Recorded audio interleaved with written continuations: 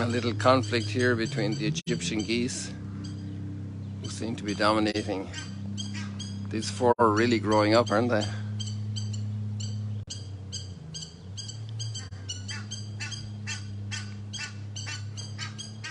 Actually, yeah, for a second I thought there were 3 adults, but this bird is trying to chase out the ducks from this area and the geese.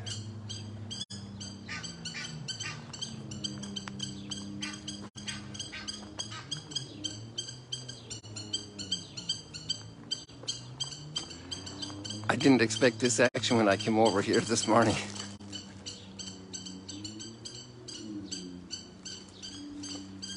These are pretty sharp shooters, and they have an extraordinary technique of scaring off and leading off prey from their young.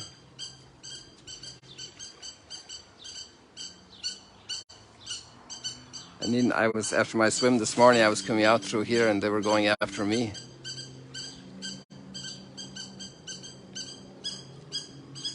Tremendous energy in their chirps. A high-pitched, aggressive tone.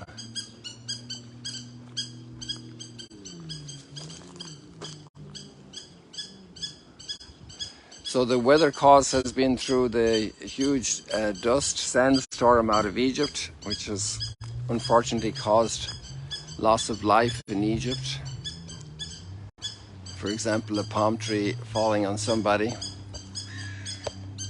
and that's a heavy piece of equipment.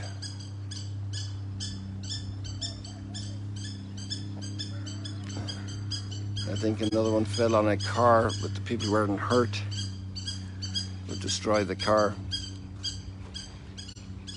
So we have lovely sunrises and everything, but sometimes it's different in this part of the world. Every place has its own challenges. But there's also a beauty to this sunrise.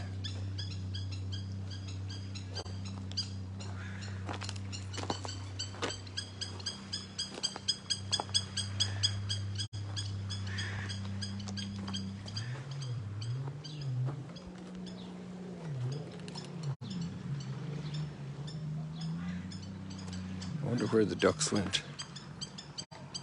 Or the geese, rather. I'm always confusing the word duck for geese. Oh, they're over. Oh, they're way over there.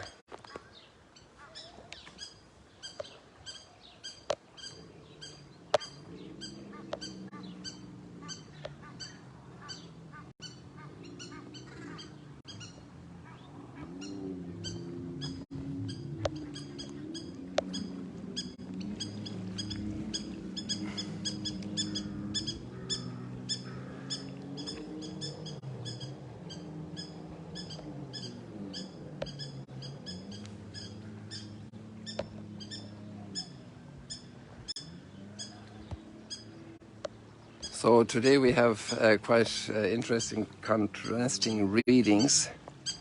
We got those who are blessed to grow from early age with wisdom, and then those who are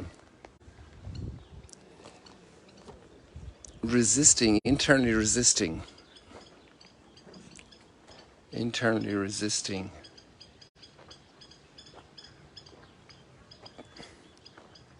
struggling with the call to humility, to change of heart, looking for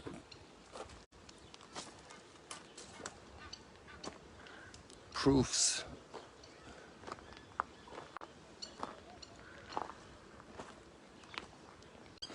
looking for evidence. And we're built for proof and evidence. We're built to test things. These bars have to be well established if they will fulfill their purpose.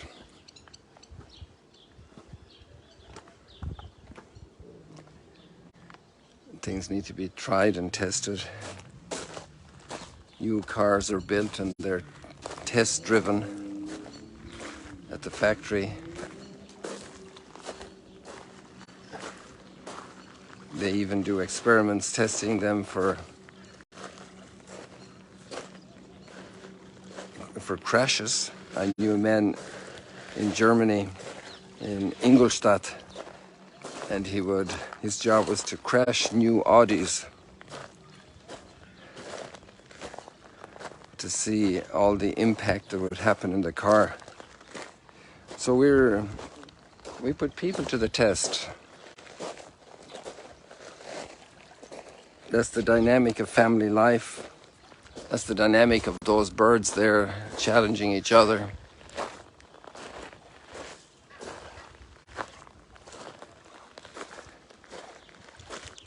And here we have, in the gospel, we have great resistance.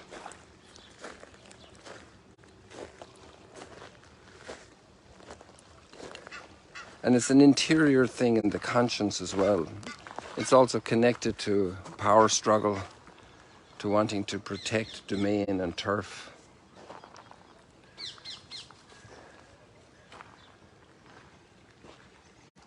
It can happen in the kitchen where things are placed. If a change is proposed, it might be very good, but there might be inside the heart a resistance. Because the other person said it. We prove ourselves right, we defend ourselves aggressively, we chirp with higher tones.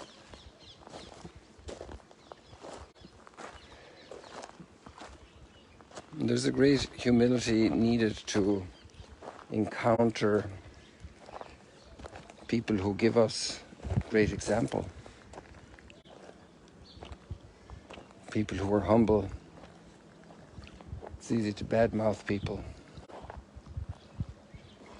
to write them off, prejudiced thinking.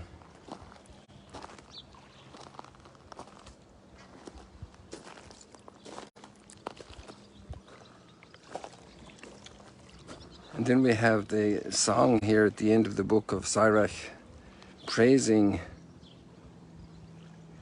God. When I was young and innocent, I sought wisdom openly in my prayer. What a beautiful soul. This is not one who is resisting, this is one who is seeking a fullness of love. Just think of these words again and think of our young people today and how we need to pray for them and how we need to help provide an atmosphere for them. When I was young and innocent, I sought wisdom openly in my prayer. What an incredible line.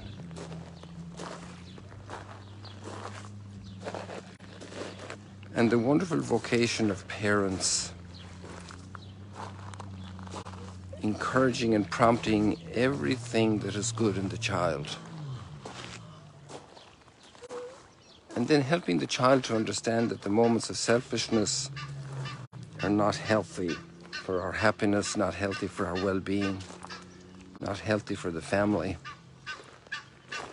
And to make choices for humility, choices for reconciliation, choices that are wise, choices to study, choices in way of eating, choices in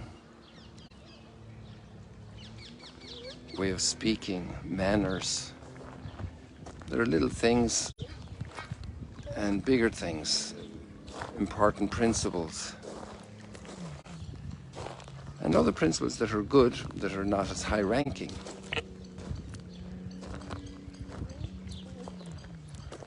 In case you don't have you have the link here, but it's the chapter 51, verse 12. When I was young and innocent, I sought wisdom openly in prayer, in my prayer. So this is a young and innocent person praying. And that's the soul of the human being, almost in Eden, in the Garden of Eden. This water is so refreshing. It had just the perfect little chill in it this morning after the heat of this sandstormy weather.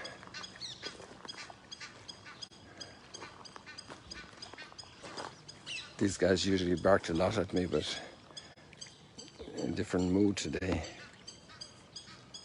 Sometimes when I come out to swim, they're very aggressive.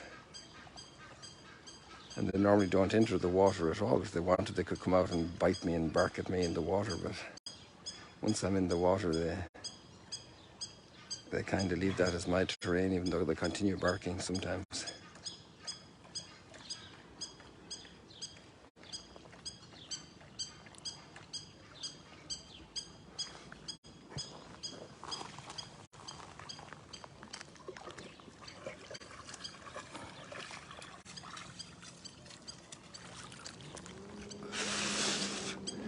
This place is filled with flies. I think that's a great motto, isn't it? When I was young and innocent, I sought wisdom openly in my prayer. And one of the beautiful messages about Christian life, it's a word that's sometimes misused and misbranded, born again. But no matter where we are in life, we have the invitation to start over. Because God is a God of mercy, and I can return to that innocence. I can return through forgiveness, through change of heart, through opening up and overcoming the interior resistance. I can return again to a renewed innocence, a liberation from the grip of evil. And this plays out today in an extraordinary way in Uganda. Many years ago, in 1886 on the 3rd of June. And there were young people, and one particular person, Charles Luanga, he was 26. And he was a leader among other kids. And they had discovered the gospel. And the king, there were pages in the royal palace of their tribe. And the king had very, very horrible practices. He would also try to get them to pillage and to rob and plunder. And this was completely at variance with their newly discovered faith. And they resisted. But there were also amazing other, pernicious, really horrible impositions on them by the king. And they resisted. You can even find some basic stuff in Wikipedia, but it doesn't say it all. And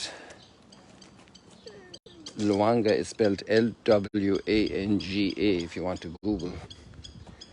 And they were burned alive, and they were martyrs in this way.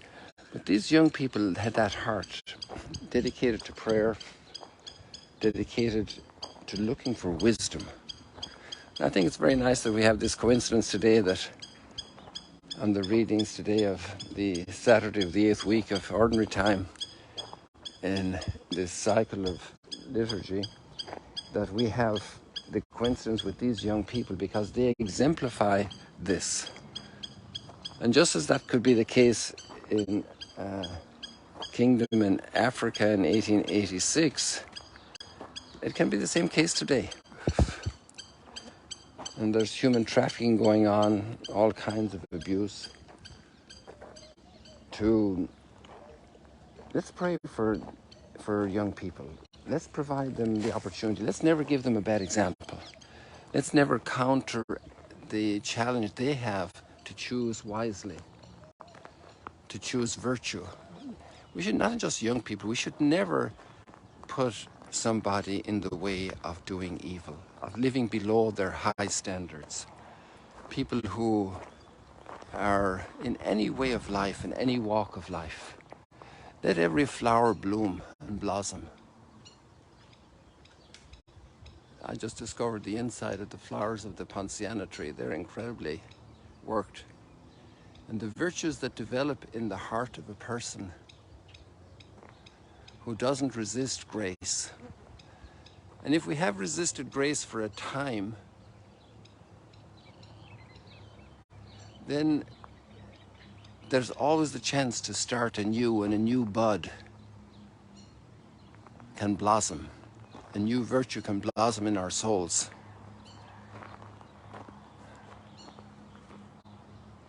And actually, Providence has a lot of buds waiting to blossom in each of our souls. Look at all these.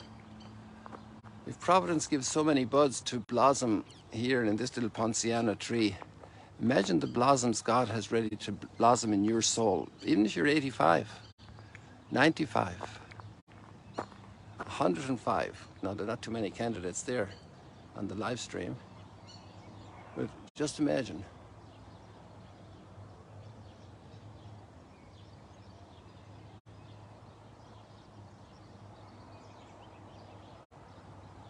People, God bless you. Let us build up our world. We can't complain about the evils in the world. We've got to open up the path of this wisdom, of this personal prayer, of this encouragement for everybody. God bless you. See you later, alligators.